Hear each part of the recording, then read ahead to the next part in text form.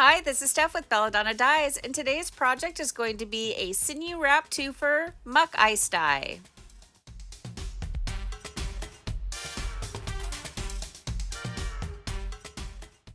Using a washable marker, I draw on some squiggly lines. These are the lines that I'm going to pleat up and tie off with sinew.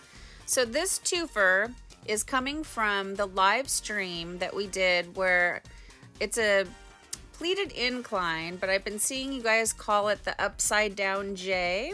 Whatever you want to call it is totally fine with me.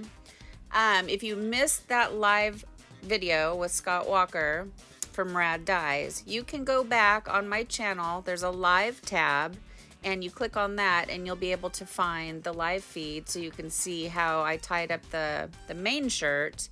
And now this is the twofer, the 2-for-1 that's going to go down below it in the muck water. So I'm tying it off with the sinew, which is a wax covered string that resists the dye. So it's going to create a nice white line along that. So when I'm doing my pleating, I'm doing it really sloppy. So I'm trying to make that line that I drew on nice and straight, but I'm not really worrying so much about the pleats. I do want them to be flat against the table. I don't want some of them to be really super tall and some of them really low. But for this particular project, it's kind of like the messier the better. It's sort of like a geode, but not.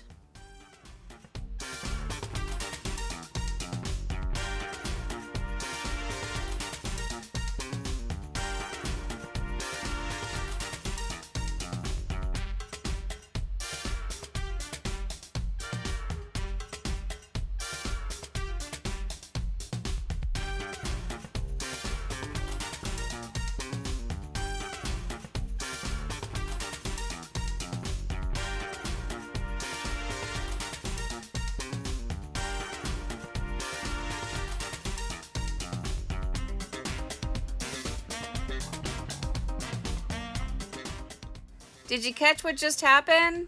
Yeah, I just broke my sinew and punched myself in the stomach so hard. Look at how frayed that is. So I tried to salvage the situation, but there wasn't enough sinew wrapped around and it wasn't catching on itself. So I just cut off those frayed ends and then got right back into the project. I'm using my sinew puller and matching caddy set from boredomwithjen.com. This particular colorway is called the Belladonna, and 10% of purchases go back into the YouTube channel. And it's really super pretty. It's purple and gold, but my eyes see purple and chartreuse. And you guys know how much I love purple and green together.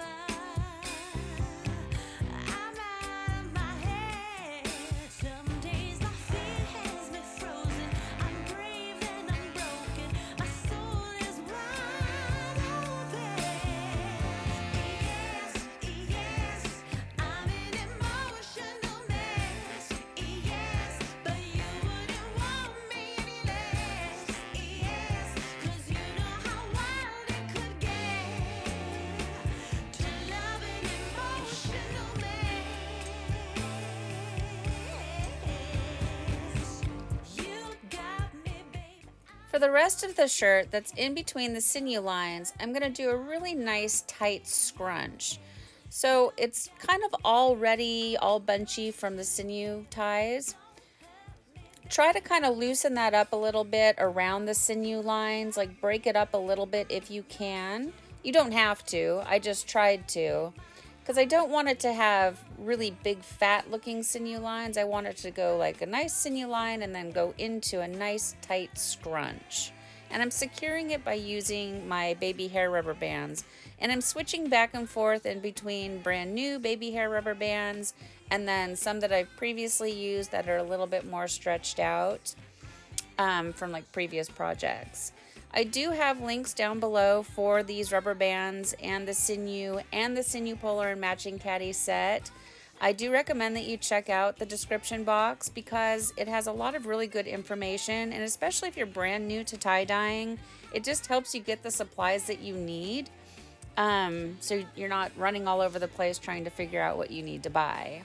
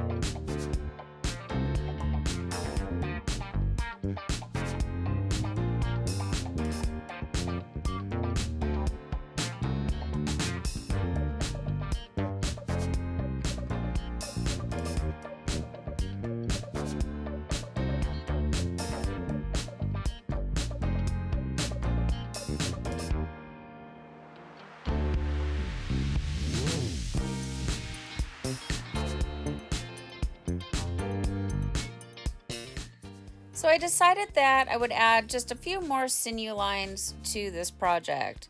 So I've just followed the same process that I did in the beginning, just sort of, it's like a pleat scrunch. So I just sort of sloppily squished all the fabric back together, and then I'm going to wrap it a few times with the sinew, and then I'm going to pull it very tight. I want to have nice white sinew lines. Now I'm not wrapping it around a whole bunch of times because I'm not necessarily looking for very wide white lines, but I do want to have a nice crisp white line. So pull that sinew very, very tight.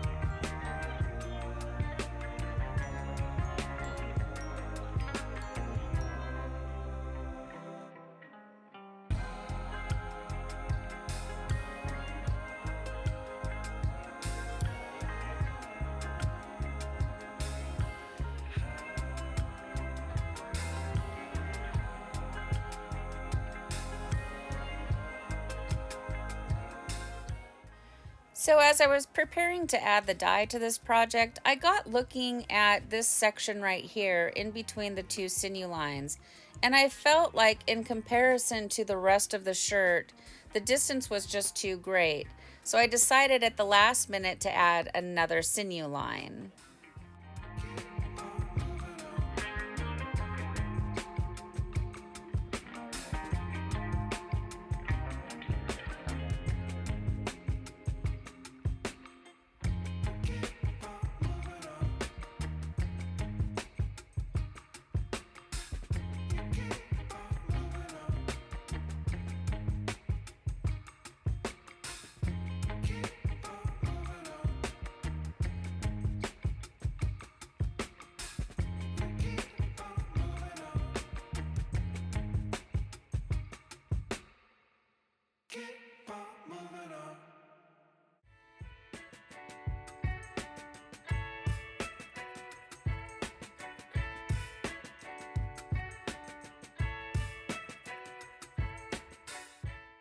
I added a larger rubber band just to hold the project together, but it really wasn't necessary. This project, it kind of wrapped itself up into its own little circle and it wasn't going anywhere, but I did it just in case.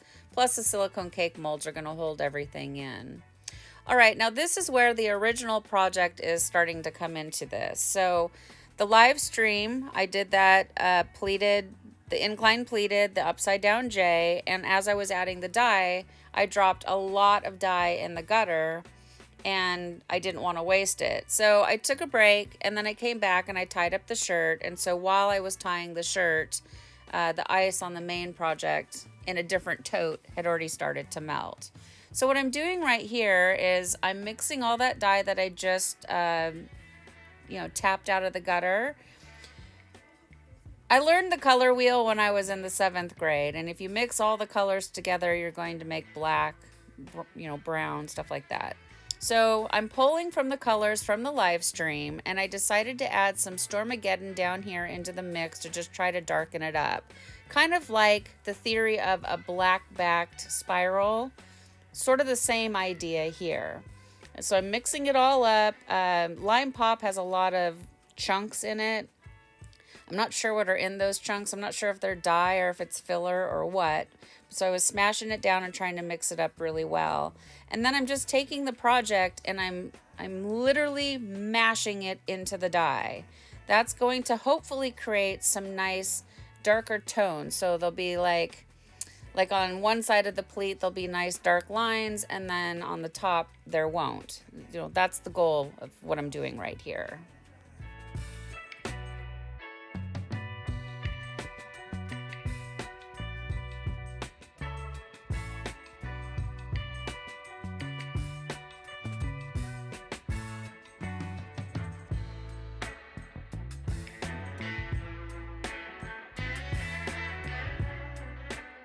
Now it's time for the fun part and my favorite part. We get to add the dye, and even though this is a twofer, meaning I'm going to utilize the muck water from the original project from the live stream, I'm making this its own individual shirt. I want it to have some of its own personalities, and like I just mentioned, I'm using the same colors that I used in the live stream.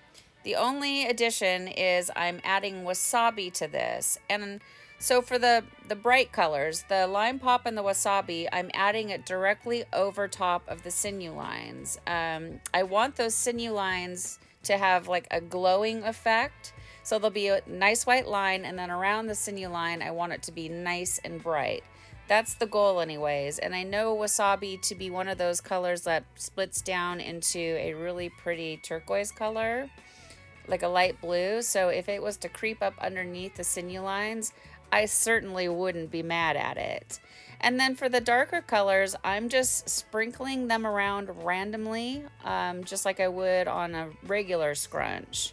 Again, kind of the more random, the better. Or like if you're familiar with making geodes, same thing. Just go for it and have fun.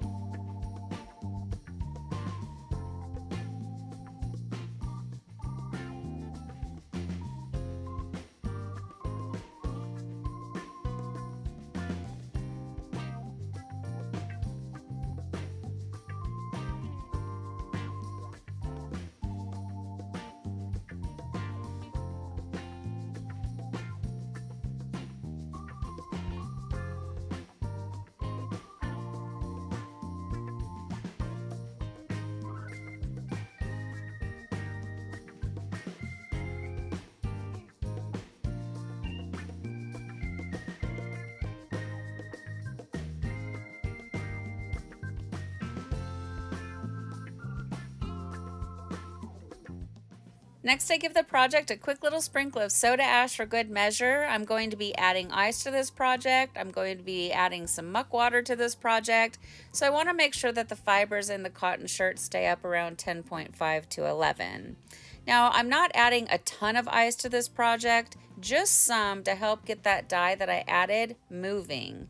Now, this is where it gets really fun. So you can see the project that we did on the live video there. The ice has been melting. I place it over top of this new project, and then I'm just going to pour all of that beautiful green melting muck water down into this container. Now notice I'm not pouring it on top of the down below project, just into the tote. And then it's recommended that you let your project batch at 70 degrees or higher for at least 24 hours. And I let this project batch for the full 48 hours. Now look at how gorgeous that muck water is. And had I not thrown something down in there, I would have just wasted it all down the drain. This is where I'm so excited about these Twofers, because even though I basically made a completely different shirt, I'm still using up that muck water, and it's a complete space saver. I'm able to now do 2 projects at the same time instead of just one.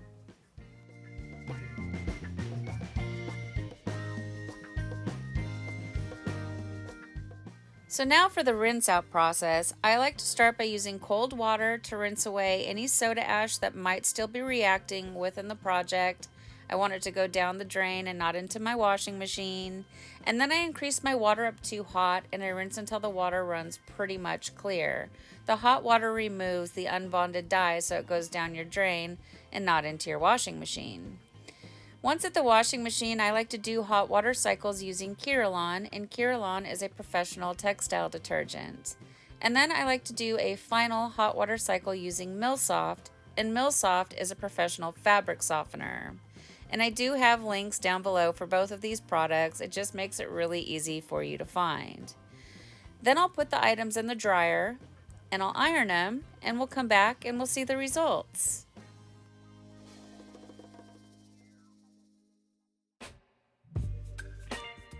Well, here it is, guys. Here's our Sinew Wrap Muck icedye Twofer after it's been washed and dried. And I really love this little freebie shirt.